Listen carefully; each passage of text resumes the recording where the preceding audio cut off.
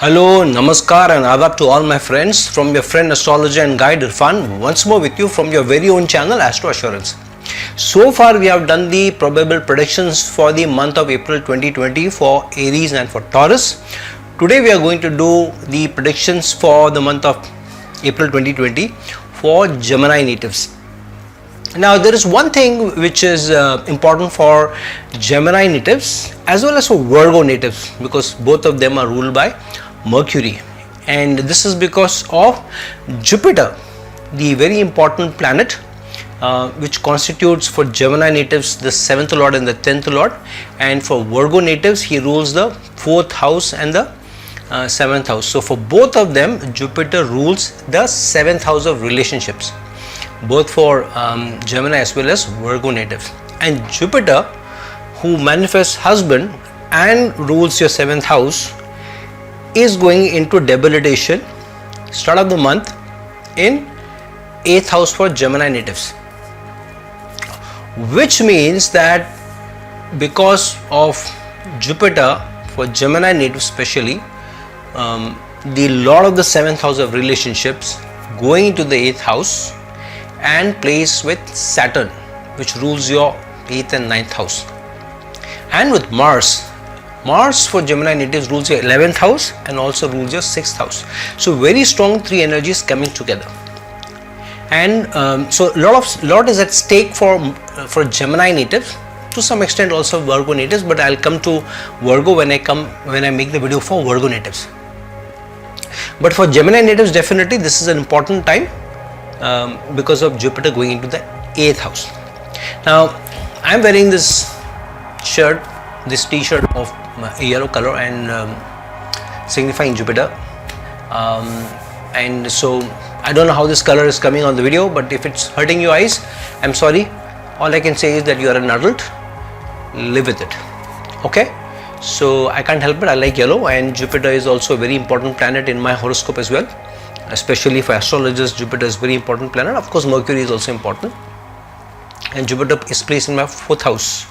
So every now and then I may glare your eyes with this yellow color, so please be okay with it, please live with it. So Jupiter is going in the debilitation sign at the start of the month. Now there are two meanings for that. One is 7th lord and 10th lord going into the 8th house means relationships are getting affected and career is getting affected. Now I don't want to ring alarm bells. A lot of people say, do you have something positive to say about? You always say negative things. Now I don't know negative things. If your car is broken down, I said your car is broken down, you can't blame me. You can see your car. So if you think I'm giving you bad news, something, go and look at the chart of anyone who is a Gemini born person this month. You will find Jupiter, who's 7th lord and 10th lord, in debilitation sign in Capricorn. I'm talking about the April month. So if Jupiter itself goes into the 8th house, I can't help it, folks. I can just tell you the probable prediction, the probable results. Other request I've got is that when you say if Jupiter is not strongly placed in your Lagna chart, then the results may not be that good. What does strongly placed in the Lagna chart mean, or the birth chart mean? Strongly placed in the Lagna chart for any planet, I don't want to talk about every planet, any planet which is in its own sign. So normally planets like Mercury, Venus, Jupiter, Saturn, they all rule 2 signs each. So if they are in their own sign or their Mool Trikona sign or their sign of exaltation, that's a first step to say that the planet is strongly placed. That is rule number 1. Rule number 2 of a planet strongly placed means the planet should not be in any of the Dusthanas if possible. So if a planet is in its own sign in a Dusthana like 6th, 8th or 12th, so it is still a strong placement, but it is also a 60-40 placement, which means 60% good results, positive results, but 40% obstacle challenges may come by also, especially in the Dasha of that planet, Mahadasha or the Antardasha of the planet. So it should not be, even if it's in its own sign or exaltation or Mool Trikona sign, preferably it should not be in the Dusthana 6, 8 or 12. The third rule is that it should not be in any bad placements connected to conjunctions or aspects, which means it should not be in a bad dosha. So for example, if moon, I'm talking about moon and saying if moon is strongly placed in your natal chart, then moon should not be with any of the malefic planets or under their aspect. So for example, moon should not be in a wish yoke with Saturn. Moon should preferably not be with Rahu, preferably not be with Ketu, and to some extent preferably not be with Mars and Sun also. Moon can be good with Mercury, even a Venus and a Jupiter, the other three benefic planets, though it doesn't give the best of results with Mercury and Venus also. However, both of them are benefic. I mean, Mercury and Moon are benefic and Venus and Moon are benefic. Still you can get away with some trouble, but a lot of good. Jupiter, of course, it's a Gajaki yoga if it's a tight conjunction, but definitely not with malefic. So when I say the planet should not be in a bad placement in your natal chart, I mean it should be in its own sign. It should not be in a dusthana. It should not be either in a conjunction with a malefic. The malefics I mentioned to you. Neither it should be in aspect. So if moon is placed, say for example, in the lagna and Saturn is aspecting it from the 7th house, where Saturn has a lot of directional strength, then definitely a moon is in a spot of bother there, some spot of bother. But say moon is in Cancer in its own sign and with Jupiter, of course it is much stronger then, and Saturn will pull it down, but not to that extent. So when I say a planet should be strongly placed, these are the rules that I am talking about. So if Jupiter is strongly placed for Gemini natives in your natal chart, then you will find some transformational change happening to you through the month because of Jupiter's placement in the 8th house while ruling the 10th house and the 7th house. That transformational change both for Gemini and Virgo people may come about, but stronger for Gemini natives, especially for women, because the Karaka of husband for women is Jupiter. So if Jupiter is going into the 8th house, so there is some problem, some challenge happening to the relationship, because relationship is going into obstacles, relationship is going into upheavals, relationship is going into transformation, relationship is also going into death. I'm not saying husband will die. I'm saying if you're in a committed relationship and you're not getting along, and you say okay, break up may happen for some of you because of something manifesting. So important point is, has trouble been manifesting in your relationship or in your career for some time? If it has been manifesting for some time, then this time something will come about where the break will happen, or challenge may happen, or obstacle may happen, or upheaval may happen, or transformation may happen. So some of you may go through a transformation. The relationship may be reignited, the career may be reignited in the month of April, especially if you have been working on it or something or the other has been going on about either your relationship and your career. The chances of you doing better and your career are much higher than with respect to relationship. And why is it so?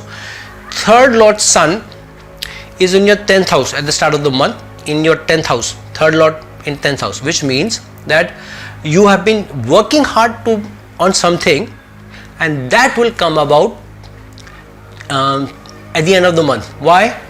Third Lord in the 10th house connected to career and going into the 11th house.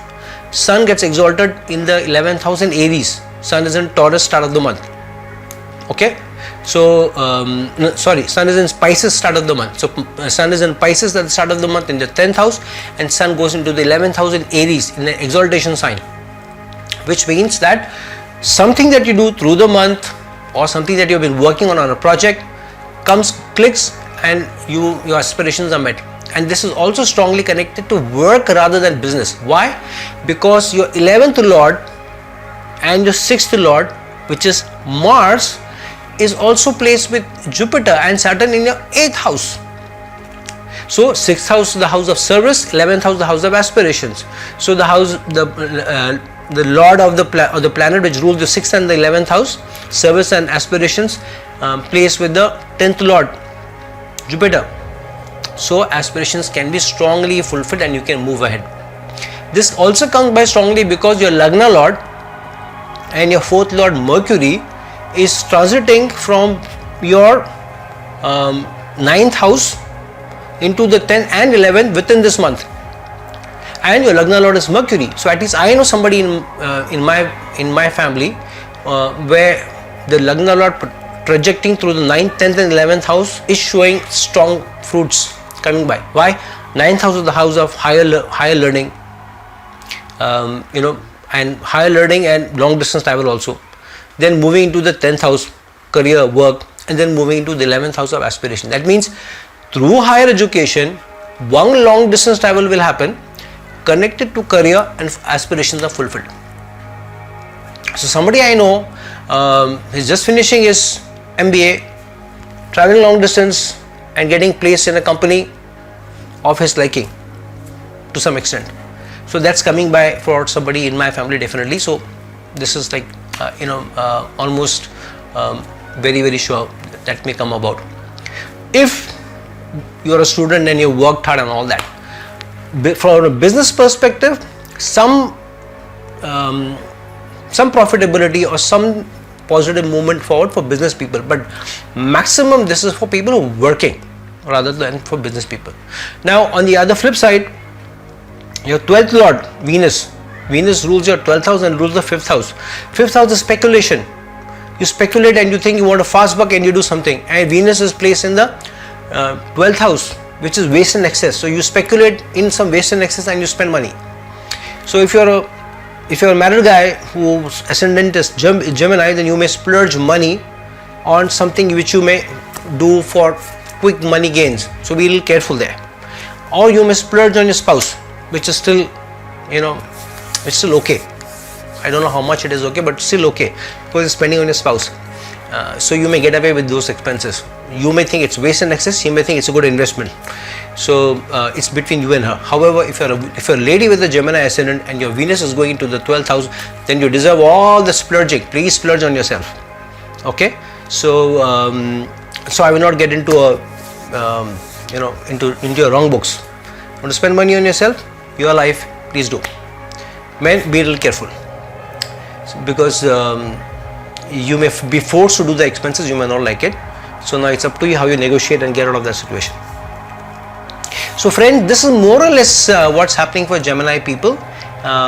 If you are a married person and if your children are planning to go abroad or whatever, especially if they are that age, then something may start happening in April, and within 3 or 4 months they may get placed in higher universities or go abroad also. And that may also happen, or they may go for some projects and all for 3, 4, 5 months or whatever, that may happen. But or you may not be able to give much time to them over the next 3 to 4 months, but they will do very well in April and till beginning of May. This will surely come about. So that is for people. And from health related perspective, 7th Lord and 10th Lord going into the 8th house, which is Jupiter. So watch your diet, especially watch your visceral organs, especially your sexual organs. Keep your hygiene because there is a chance that you may have a challenge there. And so that's it, my folks. This is my analysis for the month of April 2020 for Gemini natives.